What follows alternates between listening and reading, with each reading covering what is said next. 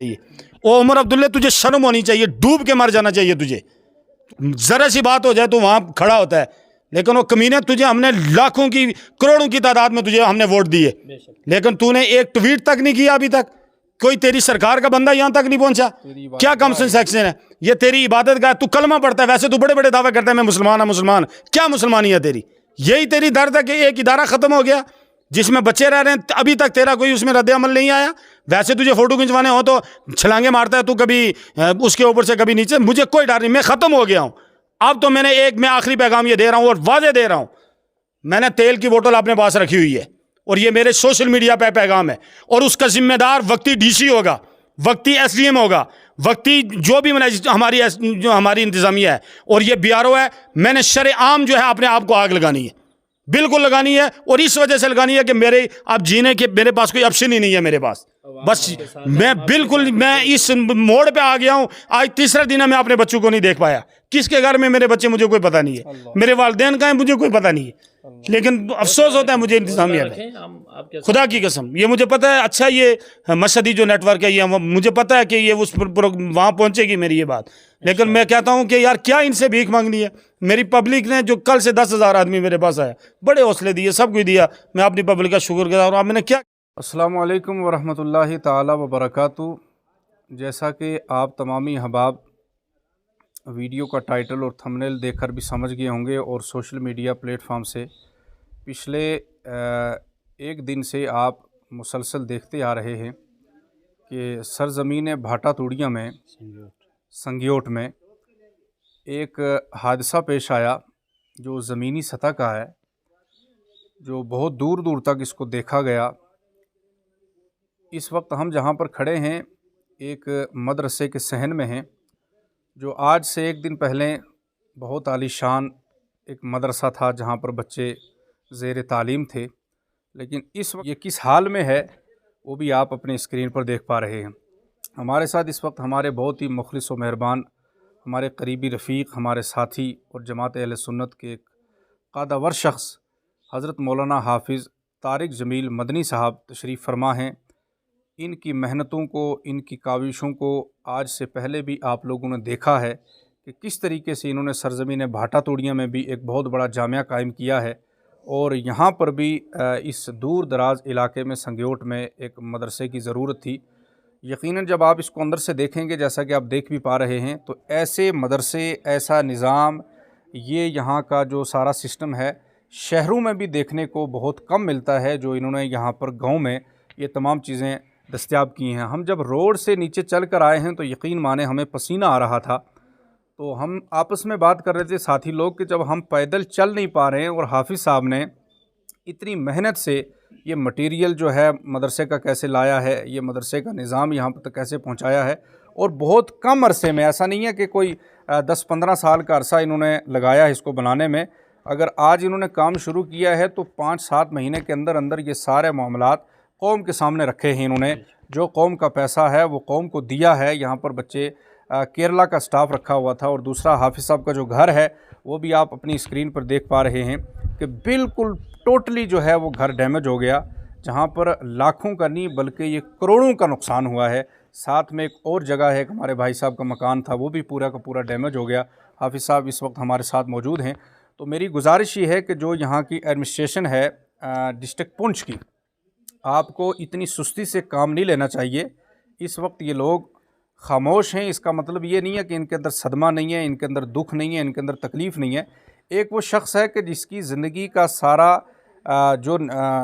उसकी मेहनत थी, उसने जो अपनी सारी ज़िंदगी का सरमाया था, अपनी ज़िंदगी का, अपनी कौम का, वो सब लगाकर अपनी कौम को दे दिया, और आज आपको इतनी भी जहमत करना गवारा नहीं समझते आप कि इस शख्स की हौसला अफजाई की जाए, यहाँ पर आकर इसको देखा जाए। जो वादे कल आप लोगों ने आकर एडमिनिस्ट्रेशन के जितने भी लोग यहाँ पर पहुँचे हैं उन्होंने वादे किए हैं, हमें कवी उम्मीद है कि आप उन तमाम वादों पे खरे उतरेंगे। ऐसा ना हो कि कल ये कौम सड़कों पे उतरे और माहौल ज़्यादा ख़राब हो, और इसके ज़िम्मेदार आप लोग होंगे। हमारे हाफिज़ साहब भी हमारे साथ तशरीफ़ फरमा हैं। मैंने क्या बात करनी है, मेरे पास तो ऑप्शन ही कोई नहीं बचा है कि मैं कुछ बात करूं, क्योंकि इंसान की ज़िंदगी की उम्मीदें तो 3 होती हैं। पहली ये उम्मीद होती है कि इंसान के पास अपनी जायदाद ज़मीन की शक्ल में होती है। दूसरी ये कि उसी जायदाद के ऊपर बंदा थोड़ा बहुत इन्वेस्टमेंट करके अपना मकान बनाता है। तो पहली बात तो ये कि मेरी ज़मीन टोटल तरीके से ख़त्म हो चुकी है। वो पूरे जितने लोग भी लगभग 10,000 आदमी मेरे पास आया, उन सब ने ये देखा कि यहाँ मकान या कोई चीज़ बनाना, एक मुर्गियों के लिए छोटा सा घर बनाना वो भी मुश्किल है, तो इंसानों के लिए तो दूर की बात।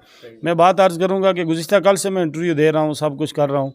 पहले तो मेरा मकान टोटल तरीके से ख़त्म हो चुका है, जो कुछ मेरा उसके अंदर साजो सामान था टोटल ख़त्म हो गया। 2 मंजिला इमारत जो बिल्डिंग थी, यहाँ बच्चे, इमदादी बच्चे, यहाँ केरला का स्टाफ सब कुछ था, ये 2 मंजिला इमारत ख़त्म हो गई। साथ में हाजी मुख्तार साहब का इतना आलीशान जो महल था वो ख़त्म हो गया। लेकिन मुझे अफसोस इस बात का है, आज तीसरा दिन है मुझे इस जद में आए हुए।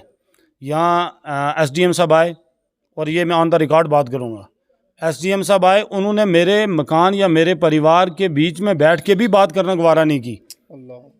नायब साहब आए, सिर्फ मेरे वालिद को मुसाफा किया, चले गए, कुछ नहीं पूछा, यार तुझे कोई परेशानी हुई, तेरा परिवार ठीक है, रात को आपने कुछ खाया नहीं खाया। SDM साहब ने तो इस ताल्लुक़ से बात ही नहीं की। दूसरे मकान पर जाके बैठ के कुर्सियाँ लगा के, सोफ़े लगा के जाके उन्होंने बात की, और क्या किस लेवल से उन्होंने बात की, जैसे किसी का कोई एक ज़मीन का बन्ना गिर जाए ना, तो उसकी कोई इंसान कमसन वो क्या कहते हैं उसका मुआवजा मांगता हो। वो यार मेरा तो करोड़ों रुपए का नुकसान हुआ, मेरी सब ज़िंदगी ख़त्म हो गई, मेरे वालिद की मेहनत ख़त्म हो गई, सब कुछ हो गया। ये हुआ पता किस वजह से है? ये इस वजह से हुआ कि ये जो नाअहल, ये जो BRO, ये जो कंपनी SRM जो क्या बकवास है, ये इनकी वजह से ये मेरा टोटल जो लॉस हुआ ये उसकी वजह से हुआ। और इसके ज़िम्मेदार वक्ती तौर कौन है?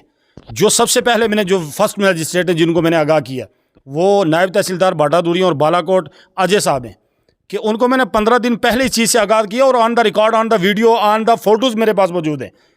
क्या कार्रवाई की उस पे के ऊपर का? आज तीसरा दिन है, पानी पीने के लिए नहीं मुझे दिया, किसी ने पिलाया, खाने के लिए किसी ने मुझे नहीं पूछा, टेंट के लिए किसी ने नहीं पूछा।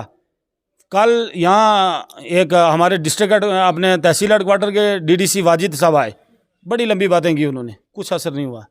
ज़ीशान आए, कैबिनेट मंत्री, बहुत बड़े वादे किए, अभी आपके पास फूड पहुंच रहा है, अभी आपके पास राशन पहुंच रहा है, अभी आपके पास जो है वो क्या कहते हैं टेंट पहुंच रहा है। पूरी रात में इस सावन की उस भीगी और बरसात के अंदर में वो आप देखें, वो मेरी चटाई भी भीगी हुई है। ये राजौरी से 1 बजे मेरी टीम यहाँ पे पहुंची, ये बहाटा दुड़िया से नमाज फजर, बहाटा दुड़िया से मोहल्ले वालों से लोग खाना मुहैया करवा रहे हैं।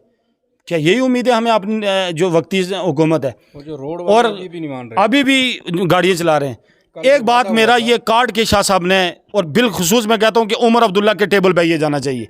ओ उमर अब्दुल्ला, तुझे शर्म होनी चाहिए, डूब के मर जाना चाहिए तुझे। ज़रा सी बात हो जाए तो वहाँ खड़ा होता है, लेकिन वो कमीने, तुझे हमने लाखों की करोड़ों की तादाद में तुझे हमने वोट दिए, लेकिन तूने एक ट्वीट तक नहीं किया अभी तक।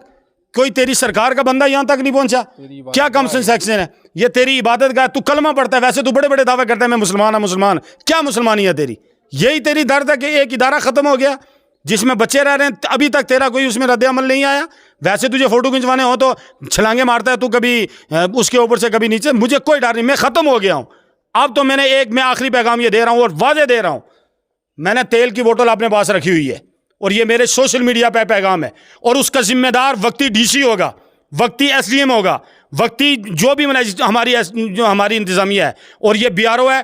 मैंने शरेआम जो है अपने आप को आग लगानी है, बिल्कुल लगानी है, और इस वजह से लगानी है कि मेरे अब जीने के मेरे पास कोई ऑप्शन ही नहीं है मेरे पास। बस मैं इस मोड़ पे आ गया हूँ। आज तीसरा दिन है, मैं अपने बच्चों को नहीं देख पाया।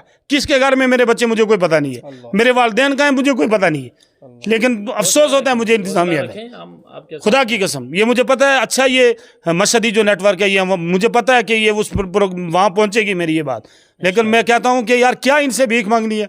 मेरी पब्लिक ने जो कल से 10,000 आदमी मेरे पास आया, बड़े हौसले दिए, सब कुछ दिया, मैं अपनी पब्लिक का शुक्रगुजार हूँ। मैंने क्या कहना है, सब कुछ ख़त्म है, लेकिन रब की बारगाह में मुझे उम्मीद है मैं इंशाल्लाह असर नो स्टैंड हूँगा। लेकिन मैं इन BRO वालों का, अल्लाह की कसम, मैं इनकी नस्लों तक पीछा करूँगा, और जो मुझे मेरे मामलात हल होने से पहले मुझे मिला, मैंने खुद को भी आग लगानी है और उनको भी आग लगा के मैंने बिल्कुल ख़त्म कर रहा है, क्योंकि मैं तो ख़त्म ही ख़त्म हूँ, अब इनको मैंने ख़त्म करना है इंशाल्लाह।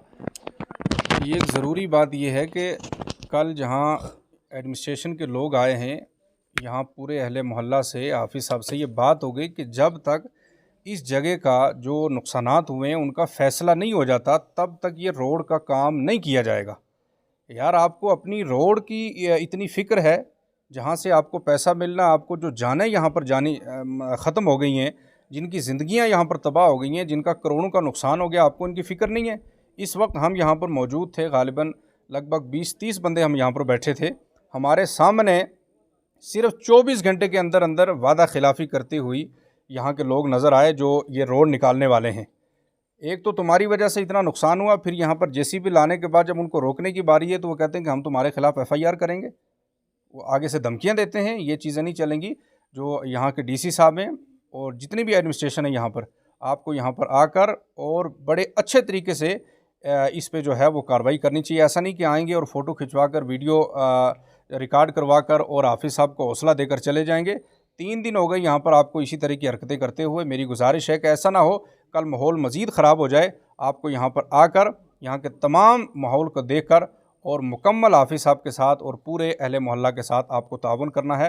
अल्लाह पाक की बारगाह में दुआ है कि परवरदिगार आलम क़िबला हाफिज़ साहब को सब्र जमील अता फ़रमाए और इस मदरसे को अल्लाह पाक अपने हबीब के सदक़े नए सिरे से अल्लाह इसकी गैब से मदद भी फ़रमाए और अल्लाह पाक इसकी तामीर में, तरक्की में और अपने हबीब पाक सल्लल्लाहु अलैहि वसल्लम के सदक़े अल्लाह इसको मज़ीद उरूज पहुँचाए और दोबारा से जिस तरीके से हाफिज़ साहब की ये मेहनत, हाफिज़ साहब की ये एक ख्वाहिश थी, अल्लाह पाक उस ख्वाहिश को भी पाए तकमील तक पहुँचाए।